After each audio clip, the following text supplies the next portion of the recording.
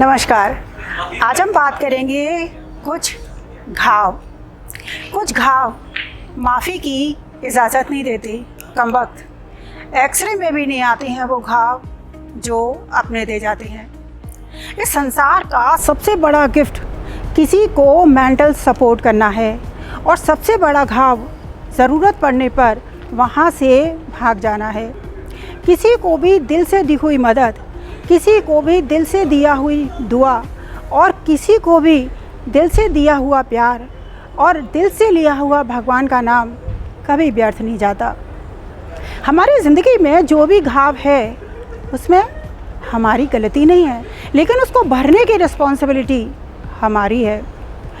Cool life जीने के लिए, राजा की तरह जीने के लिए, कूल लाइफ जीने के लिए राजा की तरह, शेर की तरह जियो। मत देखो कि कौन राजा है और कौन शेर है। वैसे हर घाव वक्त पर भर जाता है। जैसे जैसे हम आम लेकर आते हैं और वो कुछ दिन में अपने आप ही भगवा हो जाता है।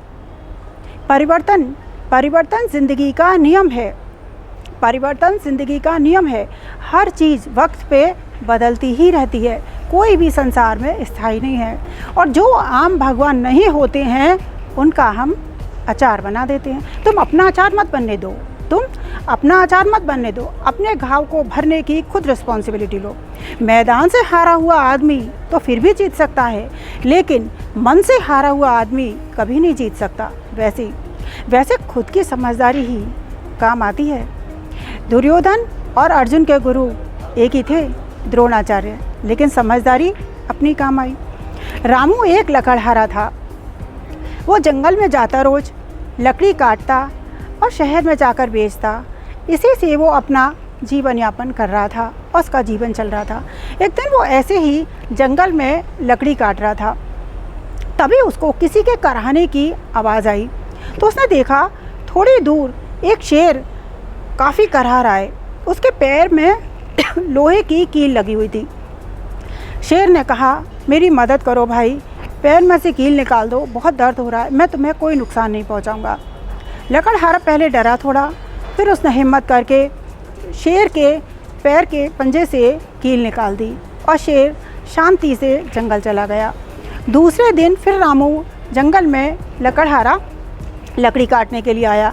जब वो लकड़ी काट रहा था तभी शेर आया और उसने 2 हिरन को मार के काट के उसके आगे डाल दिया और उससे बोला, तुम इसे ले जाओ, शहर में बेचो, तुम्हें बहुत पैसा मिलेगा और तुम्हारा जीवन अच्छा हो जाएगा। तो उस रामू ने ऐसा ही किया। दोनों हिरन ले गया, शहर में बेचा और उसे बहुत पैसा मिला। अब ये रोज़ का नियम बन गया। शेर रोज़ किसी जानवर को मारता, काटता और रामू के आगे डाल देता। रामू उसे शहर में बेचता और उसे बहुत पैसा मिलने लगा। अब वो काफ़ी धनी हो गया, उसके घर में काफ़ी सामान हो गया, उसने घर अच्छा और थोड़ा बड़ा करा लिया, उसका जीवन अच्छा चलने लगा। एक दिन रामू ने शेर से कहा कि तुम मेरी इतनी मदद करते हो, अब तुम हमें भी तो सेवा का मौका दो। तुम हमारे साथ हमारे घर चलो, थोड़ी हम भी तो तुम्हारी सेवा करें, तुम हमारी इतने दिन से मदद कर रहे हो।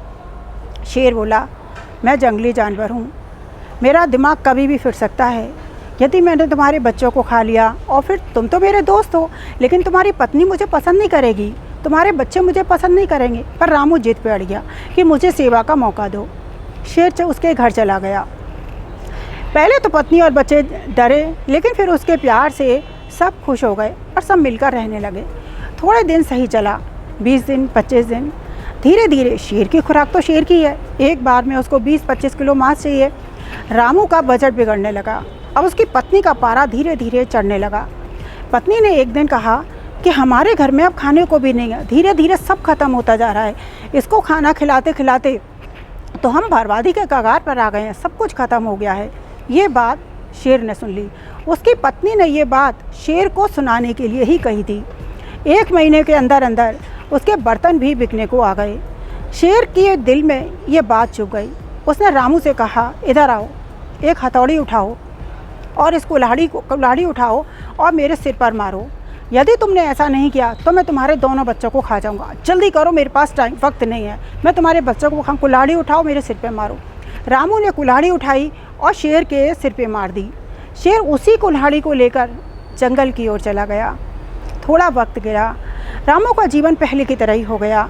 वो जंगल में जाता, लकड़ी काटता, शहर में बेचता और जीवन यापन करने लगा। थोड़े दिन ही बीते थे कि अचानक वो शेर रामू के पास आ गया।